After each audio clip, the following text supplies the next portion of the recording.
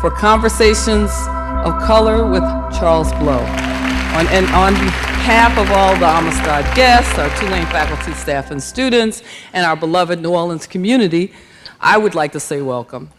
But I would like to bring to the stage our president, Michael Fitz, to give an official welcome for this, to kick off this Conversations of Color. Thank you so much. Well, welcome, welcome. What a great, great turnout for an event that is really critical to everything that's going on at Tulane, in New Orleans, and in this country right now. And I'm really absolutely delighted to see such a wonderful turnout. There are a number of thank yous that I must give. First of all, to Carolyn Barber-Pierre, head of the O, who's done such a phenomenal job, not only leading the O, but really leading Tulane forward in conversations about race, as well as being the impresario of this event.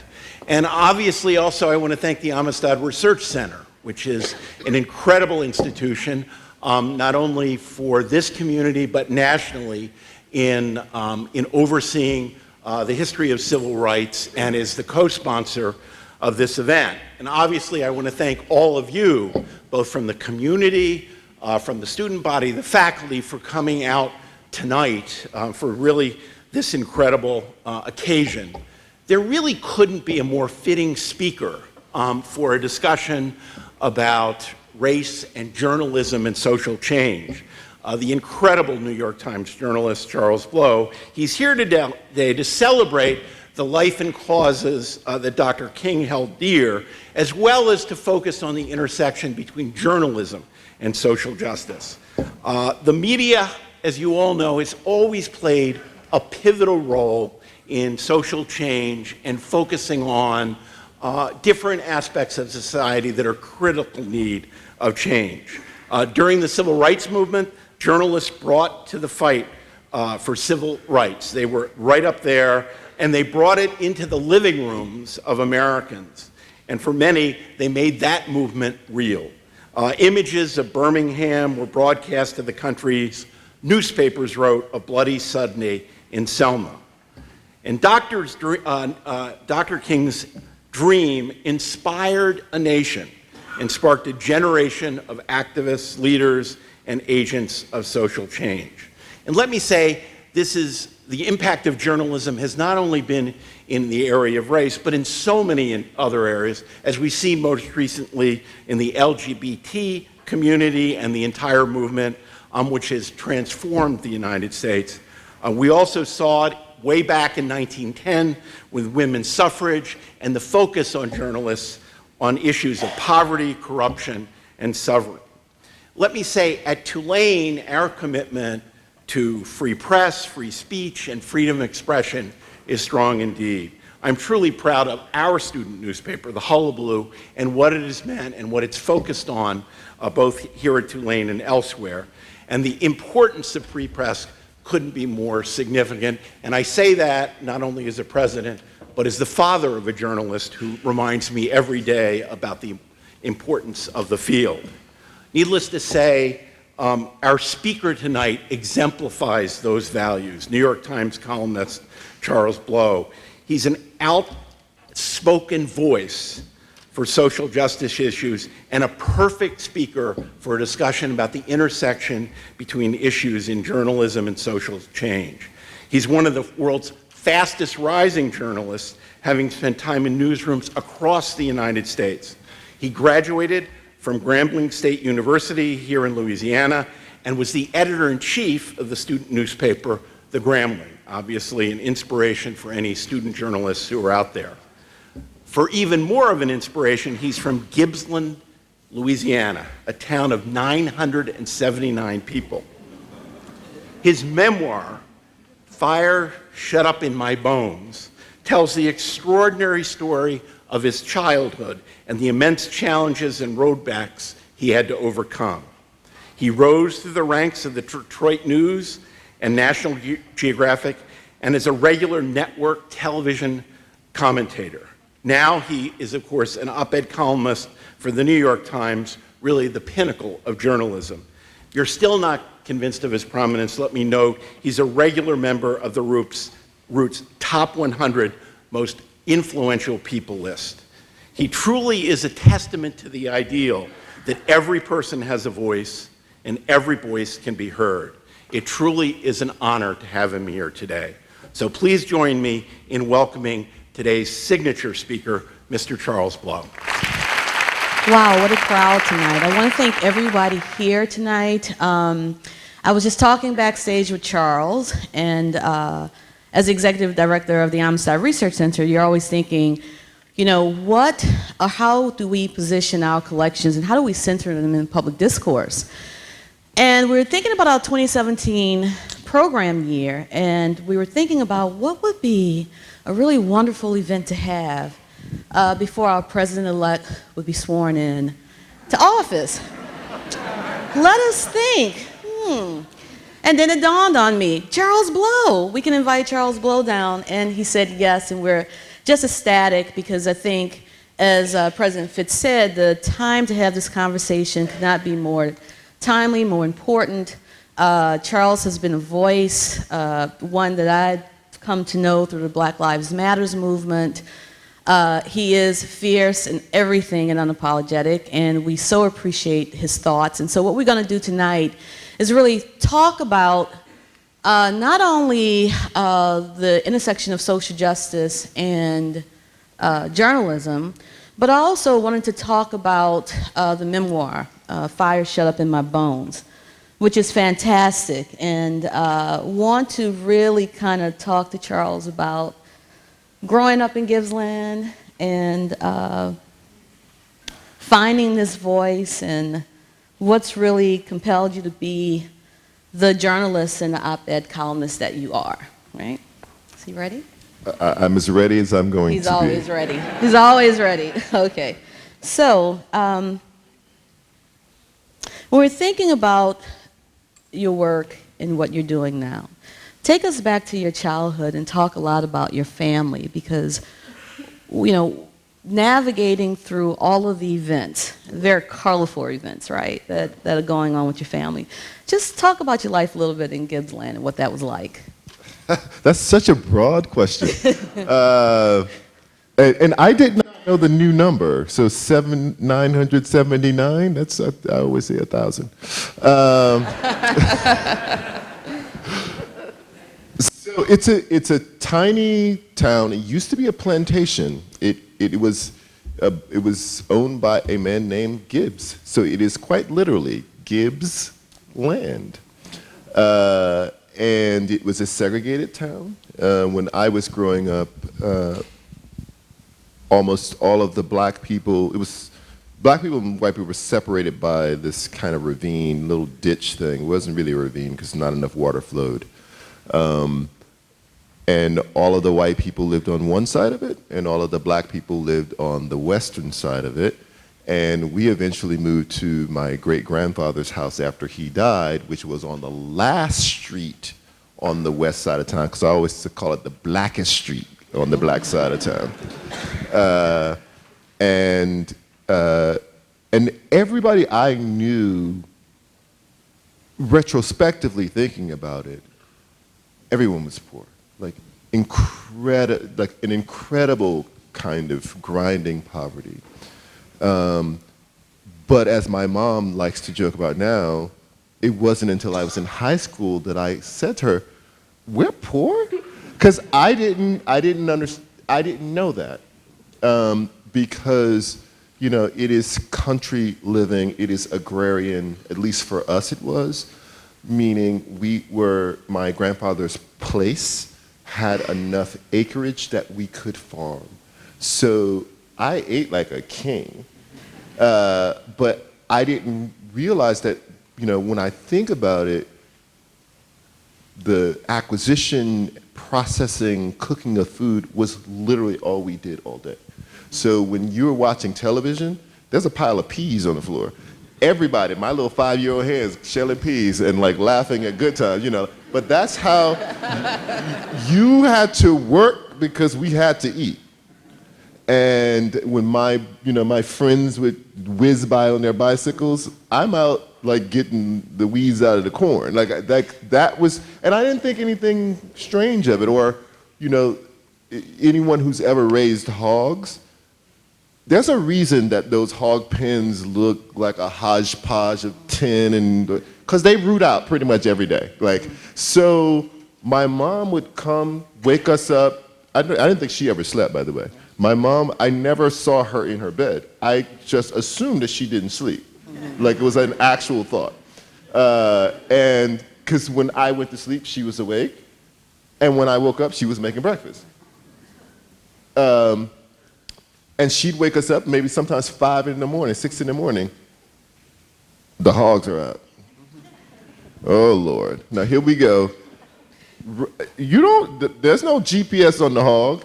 You're just like, it's just like, what, you go that way and we go this way, and just run through the woods until we hear something.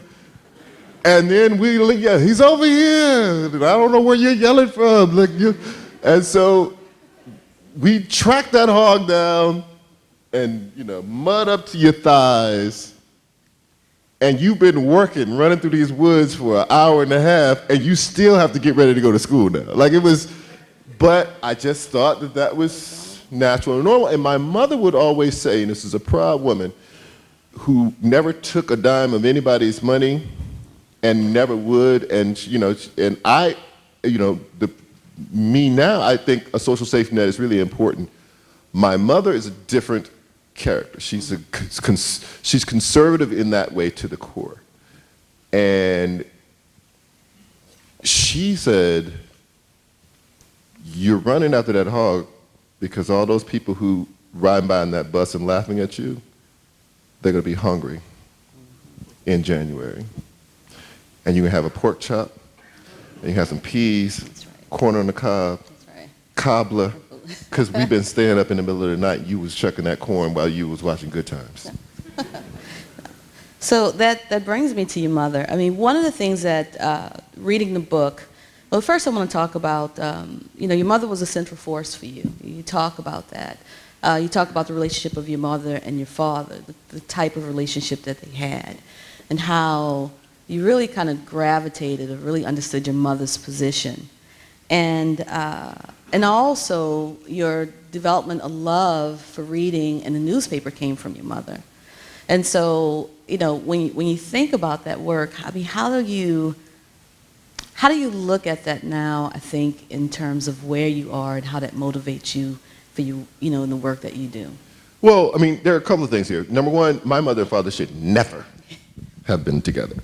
Like this, I continue to ask, like, why did you get married? And they are not giving me satisfactory answers. Because, you know, my mom, Miss Conservative, she said that she's been to a nightclub once in her entire life, and she said it smelled like throw up, and I never went back. So she never partied, ever. She never drank. She wouldn't allow alcohol in the house. My dad was a juke joint singer. What are you doing?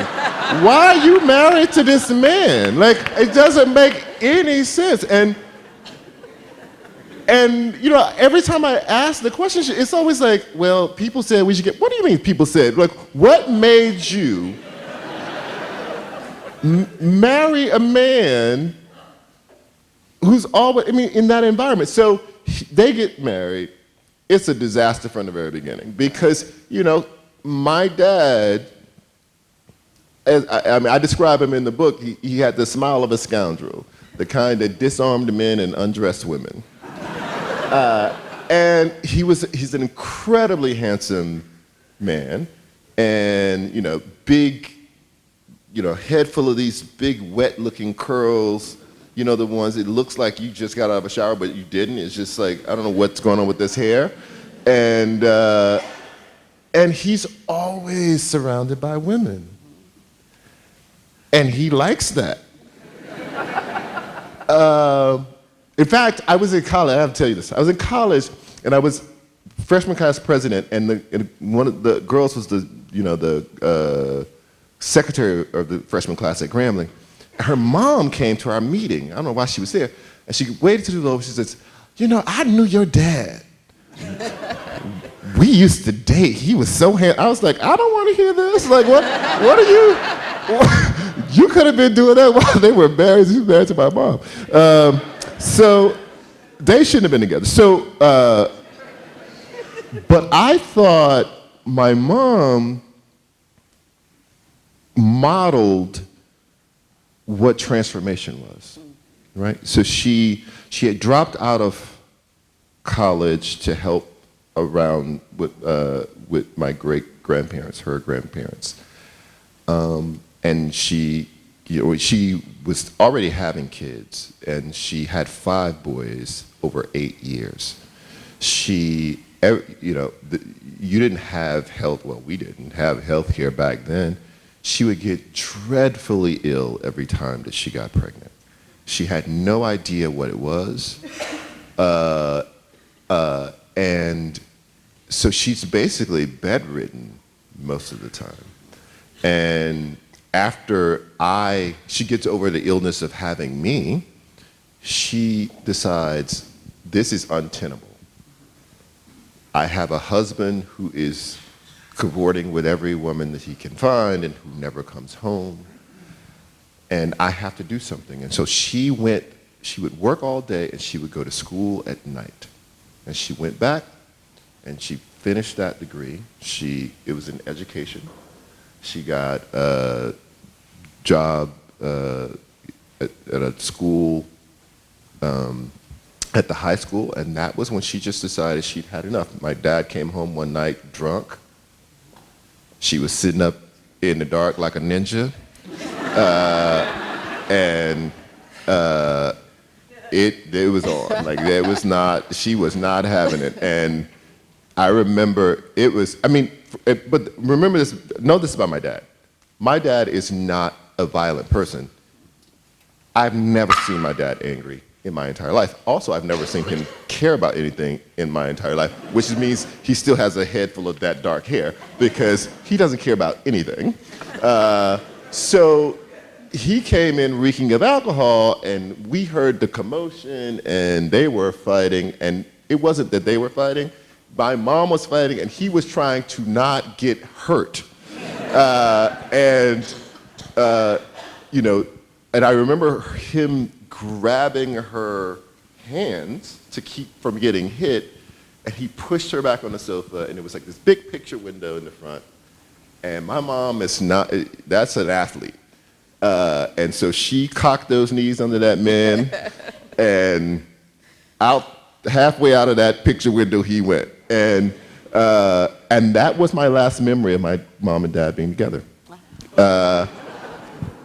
Over Christmas break, my great-grandfather had just died. My mom had lived with them. And my grandparents came, they packed our stuff in a truck, and we were moving from our house to the blackest street in town, which is my great-grandfather's house. And I remember us being in that empty house on Christmas Eve, and my grandmother calls and says, Santa Claus made a mistake and delivered your presents over here. And that was a way for them to make us go over there and not feel sad about leaving that house. And we jumped on our bikes, and my mom trailed us in the car with the lights on, and we rode our bikes to the new house and opened our Christmas presents, and that's how we moved out. And my mom, over her whole life, she just never stopped going back to school. She graduated, she got her master's when I was in high school. I remember being a small kid when she couldn't find a babysitter for me. I would go to class with her, and I would doodle in the back, and she'd take notes in the front. And I don't know if you can really understand how powerful it is for you to see your parents in a classroom. Because it makes you not ever want to goof off again. Because you realize that it is a mission for her. She's not talking with the neighbors and passing notes. She is on a mission, and I'm seeing the fruits of that labor in my actual life. Like, when I'm a senior in high school, she builds her own house. First thing that she's ever owned herself that she built from scratch. And it is the proudest moment of her life. She just paid it off. this year, by the way. She's happy. And, but I saw that up close, and I saw her, she couldn't afford books. We had a little bookcase, about three shelves. And so when the librarian would get rid of books at school, she'd rifle through and see if maybe there's something we'd like. So I read the same books all the time because we didn't have the new ones. But my mom is a voracious reader. She couldn't afford new books, but she could afford a subscription to the Shreveport Times. So the newspaper came every day. And all I remember is her, when she finished her work, she'd read it from cover to cover. It makes you appreciate that this is a thing. And it became a thing for me, and it modeled a certain sort of behavior for me. Right. So I want to talk about themes in your book before moving into the conversation we'll have about journalism. Two themes stood really out. The idea of loss. Okay. From the beginning of the book to almost the end of the book.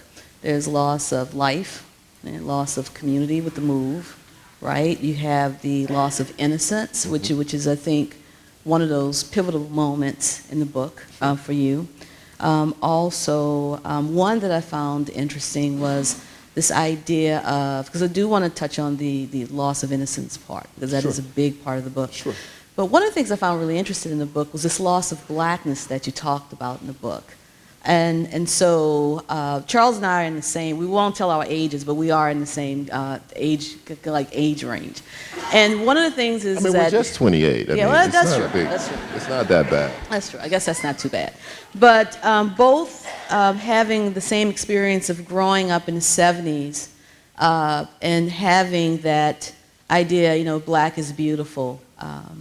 I remember going to school at Crocker, and teachers would have us come in and they would say, Afro, sign of pride and dignity. And, we would go in and say that. And then, but there's the shift that happens from the 70s going into the 80s. And I was just curious, in terms of identity, because you talk about that in your identity growing up, where one of your neighbors called you chocolate. And that shift in identity and how that impacted you to see kind of that shift in where you were as a child growing up. Well, this is for Black people. This has come in waves, right? So there are previous waves where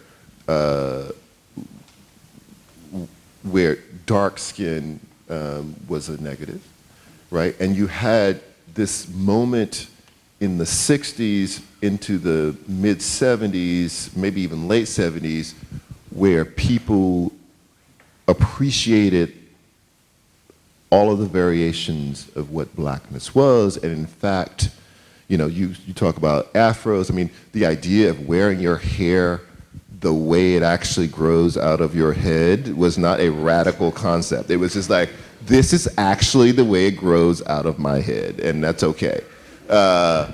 And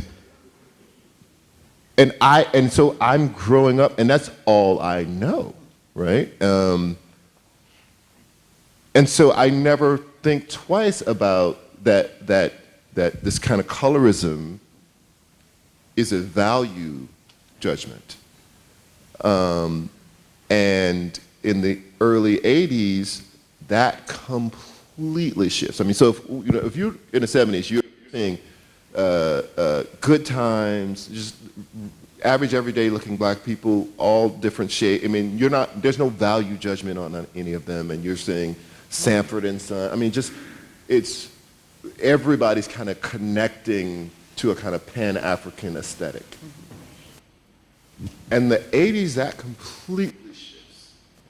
And, you have Jerry curls, and you have Michael Jackson and that thing he did, and you have, El DeBarge, everybody is literally turning tan all around me, and I'm like, what is happening?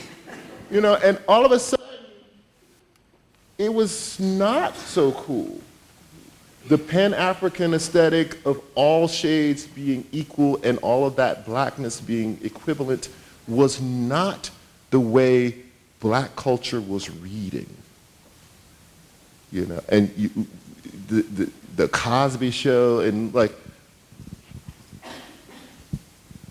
even there, it was, in the spin-off what was the spin-off called? Different World. Different World, and Different World. it's an issue, and it wasn't until Spike Lee kind of points this out in School Days that the culture overall says, okay, he's making fun of us, and he's right.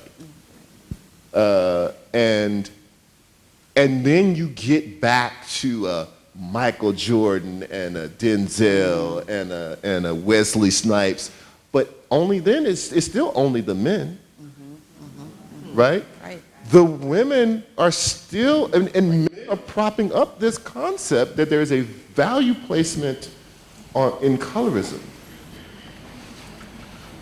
To the point, and I haven't written probably too much about this in a couple. My daughter is a go-natural girl, and that was her college interest essay.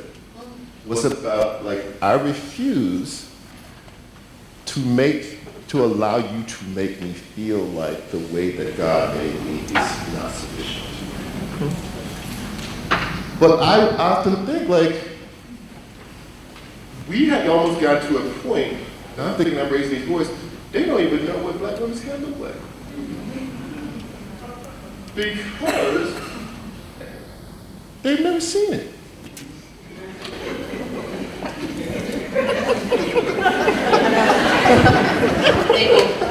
Sit down right there.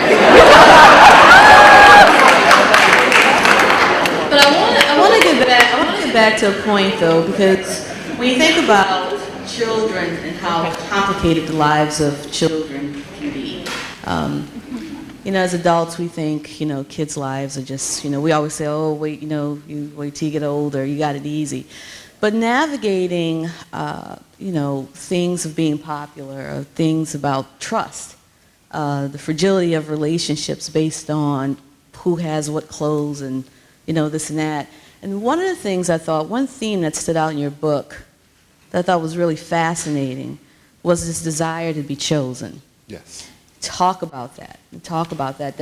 That desire to be not only seen, which I think is one thing, visible, but I think it's a different thing when you're talking about this desire to be chosen, someone to choose you. I mean, and I'm going to say it on the most basic terms because we're going to get to two really points in the book that I thought were quite emotional for me to read. But it's as simple as, everybody's been on the playground, right? Where you're standing there waiting for somebody to choose you to play kickball. And you're praying to God that you're not the last kid standing that, no one really wants choosing, and creating that desire. And I think that this was really, like deeply rooted in you. I think one part of it is your relationship perhaps with your father, how that kind of maybe transferred into areas of friendship, and then you get to this place where, as a child, you're chosen. You're chosen by, Chester, right? And that level of vulnerability. And so I just wanted to kind of let you talk about that. I actually believe that is rooted in the childhood sexual abuse. If you haven't read the book, that is the central theme in the book. And that is also a choosing. But it is of the most negative possible, tragic choosing. And so out of that comes a desire for the protagonist who is me, to be chosen with a positive outcome. Right. And like, I need to be chosen, but not to have someone take advantage of the choosing. That the choosing becomes an act of love and not an act of violence. Right. But if you have that much of a burning desire to be chosen, it is still a mark of vulnerability that people will take advantage of, and that you will end up being chosen, and the outcome will be violent because you are so thirsty. And I think that's interesting, because then it comes to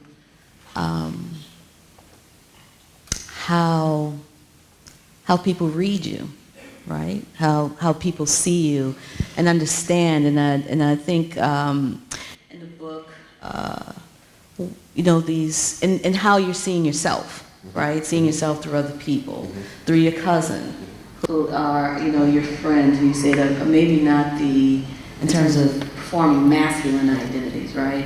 And that you're struggling against that and with that, you know, and at the same time wanting to be this person. And ultimately you become kind of, you know what I'm saying, in terms of this, it's not like it's not even hyper masculine, but this masculine personality, you know, you become a popular person. I become the monster that I'm fleeing. Right, exactly, exactly. And I think that is an amazing part of the book, but always I think with this idea of not necessarily an out-of-body experience, but kind of seeing yourself, right, through everything. Even when you talk about being in college and pledging, kind of, you know, seeing yourself, or I don't know if it's even a monitoring of self, right? Kind of work through those steps of saying, like, you know, this is the person that I'm trying, you know, that I want to become. This is the role that I'm playing. This is how I'm performing.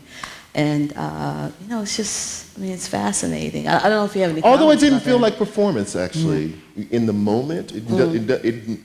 It doesn't until, you know, you can go so far, and it's only when you step beyond where you believe you can possibly exist and be true to yourself that you turn around and look back at how far you've come from where you should be. And I have a lot of those moments where I'm just like, this feels like right. Up until the moment that I am so far out that I'm drowning, and now I turn around and I see how far I am from the shore, and then I have to try to work my way back. So totally get that. So I guess we can make the shift now, because one of the things that's interesting that he talks about in the book, and I know many of you all have read the book, that Charles actually wanted to be a politician, and Not for any good reason. and modeled, you know, aspired to be with having Dr. Martin Luther King in mind, but also Prince Charles in mind, as these two kind of ideals of wedding them together to, you know, becoming this person. However, it becomes journalism, right? That, you know, you really, it's your calling all the time that you kind of get into. And so now we want to talk about that role, and currently what's going on and the climate today. So, you know, we've kind of talked about locating that personal and the professional. They can get a sense of the grounding, experience, education, motivation, and the work that you do. I want to talk a little bit about journalism and social justice. And one of the questions, it seems like this election season, not just the presidential election, but I think all elections, I don't know if anyone's feeling kind of the drain that we've witnessed, but certainly in my lifetime, I've never seen the political climate so polarized and where everyone's taking sides. It almost feels like a tailgating party, right? We just want to win to win. Forget the issues. You know, we're just going to battle this out, and it doesn't really matter. We just want to win. And I was having a conversation in the back about, you know, the objectivity of journalism. You know, people are now understanding journalism to either be very far left or very far right. You know, with whatever agendas are driving them or whoever owns the companies, there's a blurring of the lines now. And just want to know your thoughts on really where are we right now in the field of journalism in this day and age when it's so charged, right? It seems like so, you know. Well, I don't find it there to be a loss of objectivity. I mean, I think some of the television stars who we look to and are entertained by are kind of ideological in the way that they talk about things, and opinion journalism has become a place where you can make your legend, as it were. But there are still, you know, there are only 10 columnists at the New York Times. There's 1,200 people in that newsroom. You may not know all those other names and all those bylines, but they're calling it as straight as they possibly can. The network news people, CBS, ABC, NBC, they're calling it as straight as they can. It is only cable news and only, some portions of cable news that have seen that they can make a niche area, a niche market, by having a bit more tension on screen, which just means having partisans of both stripes on team to yell at each other, or simply catering to a particular ideology. Fox was the first to do this, right, and it paid off. And they make a lot of money. Then came MSNBC, which for a time was, the Fox of the left, but now they are kind of dabbling with midday being straight news, and also, hiring Greta Van Susteren, and that's right from Fox News. That means maybe they're trying to play with alternating viewpoints. I don't know exactly what their strategy is. CNN's strategy is to, have the anchors deliver straight and then have people, pundits fight. So I think that is what you're sensing. But the straight journalism still exists, survives. All of us who are doing this opinion journalism, it would be impossible to do without the people who are just writing the straight news stories. I can't go around, and I don't know the sources to get into all these back rooms, but they do. That's what they do. That's their job. They know everybody. They pick up a phone. They go down to the Hall of Records. They sit there for 2 weeks. That's how I get the grist to pontificate. Excellent word to use, pontificate. So when we talk about now, I think one of the things that's for this, particularly in this election season, is this idea of fake news, the idea of misinformation. 3 examples, I think, clearly the one with Comey and the news that was released days before the election. The other one more, I think, was interesting is, I believe the young man's name was Edgar Welsh, I believe, who went into a pizza place thinking he was saving young children, and could have been a near disaster. And then we have most recently, and I'm trying to find the words to say, these allegations that came from a ex-spy, Christopher Steele. Yes. That we'll talk about and get into. And so, how, and actually BuzzFeed, which I thought was a moment of activism and, kind of like in a social justice way, particularly with the last incident, the allegations with Trump, released it and said, we understand that this may be true or may not be true. We don't know, but it's up for the people to decide, and we want to release it, right? So when you find those moments, and they came under a lot of criticism for that. Yes, they did. Came under a lot of criticism for doing that, but I thought it was such an empowering moment to have that release and have it out there, just so people could talk about it. And maybe not the sensational aspects of it that kind of went viral on Twitter, but really, what was actually going on in that document. So I guess in terms of journalism, how can maybe journalists, how do you navigate this world now? With so much, I guess with Twitter, with Facebook, with social media, with people being able, now we have, everyone has op-ed, everyone's writing, everyone's talking, everybody has a phone, everybody's documenting. How do you navigate all of that? How do you find, make sense of it all? I think even with the new media landscape, many of the old rules still apply. So that document had been around, for about a couple of months. Yeah. And the old rules are, this is scandalous. And you need to be able to verify, especially if you can look at it, and people in that realm who cover this, they're looking at it on its face. they're problems. They're factual problems. So that's a red flag number one. Number two, can you verify anything in here? Right? That's problem two. And then, who does it come from? It comes from someone with an axe to grind. That's why it had not been released. Right. And that's why people are still, giving BuzzFeed the business about it.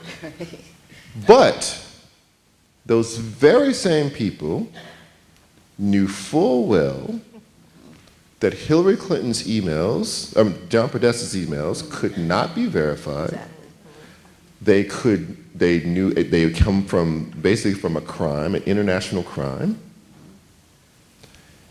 And they still chose to be complicit in that crime by publicizing that, not being able to verify a single part of it, right?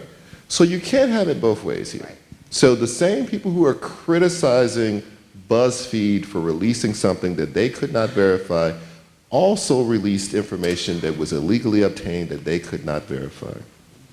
And the way that they are rationalizing that is to say, well, they didn't deny it. They didn't say it wasn't true.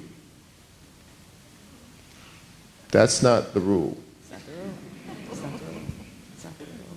No, thank you for pointing that out, because I mean that was one of the points I wanted to get to. It's kind of like picking and choosing, right? What news to release. And I mean, this is like literally days before the presidential election, which was such a well. There's the combing piece. Now that is legitimately news that because it's outrageous for them to do. Right. So and it's an actual document. You know where it came from. It's not legally obtained. Mm-hmm. He did something that was so extraordinary. He did it against the advice of the Justice Department. No one had ever done it before. It breaks all sorts of protocol. Reporting on that is actual news. Mm-hmm. Using the documents stolen by Russia when you know they have been stolen by Russia because the intelligence community is telling you that Russia stole them, and then saying, but it's just so juicy, I just can't let it go because he's talking about how to make couscous or whatever. And I don't know what, whatever. You are complicit in this. Right. Right. It's a problem. It's a real problem. And we're going to look back on this situation. Whatever these investigations find about the Russians and their involvement and whether or not there was any collusion whatsoever with anyone within the Trump campaign with the Russians, and the media is going to slam, if any of that turns out to be true, going to be all over him. But that does not erase your part that you played. Right. This idea of holding the media accountable. And I think one of the issues is, oh my goodness, really? I'm looking at Agnes and she's saying it's time. We want to make sure that we get questions in. I'm sorry, because we could spend a whole week talking. One of the things I want to talk to Charles about that I've noticed, though, is that not only that we're moving into the age of misinformation, but it also seems that we're moving into the age of petty, if I could. Okay. That we're have crossed the line somewhere in how we're engaging with each other. Particularly when anyone has an opinion and they get slammed. We get, in the middle of the night, you wake up in the morning, you get Twitter rants that just set a tone. And I think that tone I see even with journalists. I was sharing with Charles, can I tell the story? Okay, so we're talking back about tonight, and I'm saying, I said I was reading something on Twitter, because I actually do. I really must admit, I get up in the morning and I check to see what's trending, right? I mean, it's just like what's trending on Twitter. And I was reading a bit of an engagement you were having with someone, and I think the access, is what I find fascinating, that, you actually, there's no wall, there's no anything. It's like you and the public and people engaging. So I can't remember what the gentleman tweeted about, but he really tried to take Charles, there. And then Charles remarked and said, you can't take me there, you know what I'm saying? Because, basically that he was degreed and petty, which I thought was just such a hilarious thing to say. And I'm just thinking, do we have the ability to pull this back?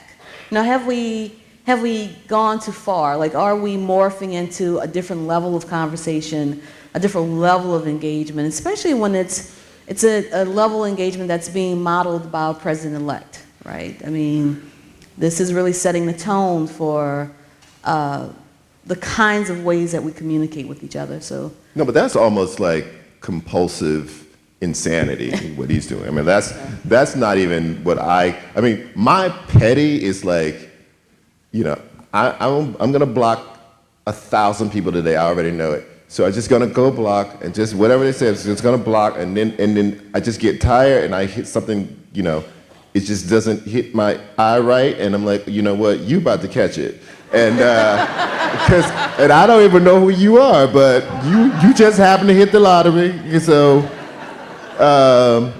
and that's, but because social media builds such a false sense of intimacy, that people think that because you correspond with people in that space, that you are intimate like friends, and like we can have this public disagreement, and I can say things to you that I would say to someone I know, and then maybe I hurt your feelings, but we'll get over it, we'll move on next week. And I'm like, no, but you don't know me.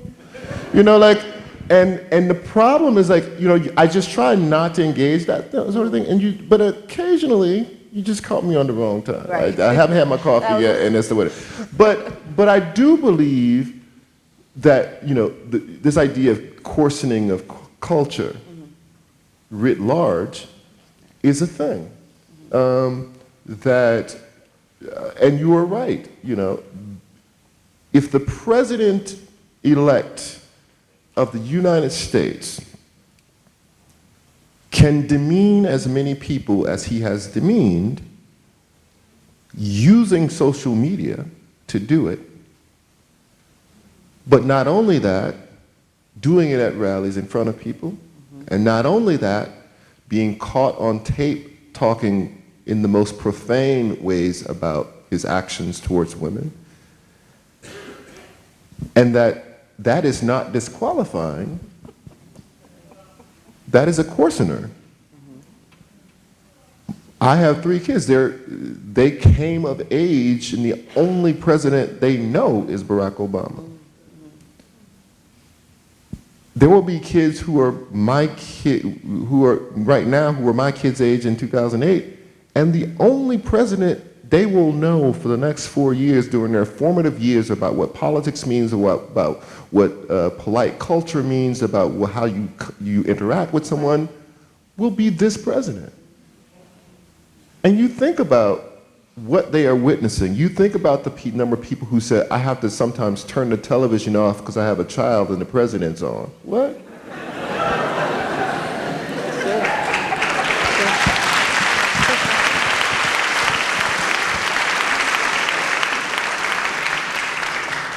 That will be their marker. No, you're absolutely right. And so finally, we're going to set up for the questions. But I think the last question that I really wanted to ask you, to get your opinion on this, is, you know, is the democracy as we know it in the United States, is it really changing? Is it changing into something? And if so, you know, I mean, if you were to forecast the next 4 years, what is it changing into? Well, I think what we have to come to grips with the idea that, number one, democracy as we practice it is infantile. I mean, it is young in the history of the world. This is a beautiful, fragile experiment that has not existed the way we are practicing it before. And there is nothing that says that it has to continue to exist the way I think we take for granted. We just believe that empires don't rise and fall. But in fact, that's what history says. Empires rise and fall. And so what you're seeing are some worrisome signs that we must all work really hard to make sure do not come to fruition. The framers of the Constitution could not have predicted a scenario where a foreign government would use digital warfare to make propaganda of emails, and that a president-elect would have his campaign being investigated before he even takes the oath of office. So there is no constitutional or statutory mechanism to slow it down. The only one that exists is basically just a figurehead, which is, just a formality, which is the Electoral College. They basically just do what they are told to do. That it was put there so that they wouldn't necessarily do that if they saw a problem. But now that's gone, and now they've already signed off on it. It's a done deal. The founders couldn't have predicted. They didn't even have light bulbs, right? Light bulbs were invented, about 20 plus years after the Constitution was ratified. That it's not. So we are seeing where these places where we have so depended on a ladies and gentlemen's agreement to follow particular principles and protocols, and we never thought that we would need laws to dictate that you need to tell us whether or not you're in bed with the Chinese government and the banks and they've loaned you some money. Right. Like, we didn't know that we should be doing that because we never had to deal with that. Right, it's unprecedented. The press is the only enterprise mentioned explicitly in the Constitution. The US government has cracked down on some parts of the press before, but the American Newspaper Association, I forget what the acronym is, they jumped out in front of it and issued a bunch of guidelines themselves. I think this is 1920. Somebody else might know when the AS&E was started. And they basically issued this kind of self-regulatory group of kind of actions they would follow and guidelines that would regulate themselves to stop the government from cracking down on the press, and it worked. But there is actually nothing that prohibits further restriction and regulation of press other than Supreme Court precedents that have inch by inch tried to wall off and protect the press, because it is literally the only thing that stands between you and anarchy. If you could do whatever you wanted to do and nobody would find out, human nature is that there are people in the public who would do that, and particularly people who have access to power. And so the movements that I don't have no idea what he'll do, but the things that he says about opening up these laws to sue him into oblivion, and this weekend, them raising the possibility they're going to move the press corps out of the White House and into the executive office building, because you guys have much more space over there.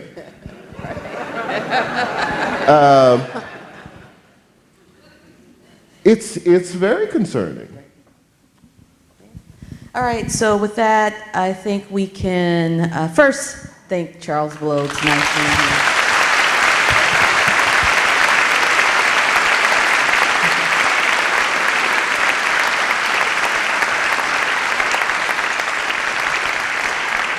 And now we actually have 2 mics on each side if you want to line up for questions. We want to get as many questions as we can in. So we're hoping that you can write your question, like really think about it, write it, and then we'll start. And I think that we'll have a couple of folks help us out, kind of filled out the questions. So we can start with on this side. Such. Thank you, and thank you, Mr. Blow, for your always wonderful columns. You ended one a few months ago, and it still sticks with me, both because it was so profound and I fear so true, that you said that we can't uncook the gumbo. As I recall, it was because so much bile and vitriol had been created in the American public. Can you talk a little bit more about why you concluded that, And can you please add a little hope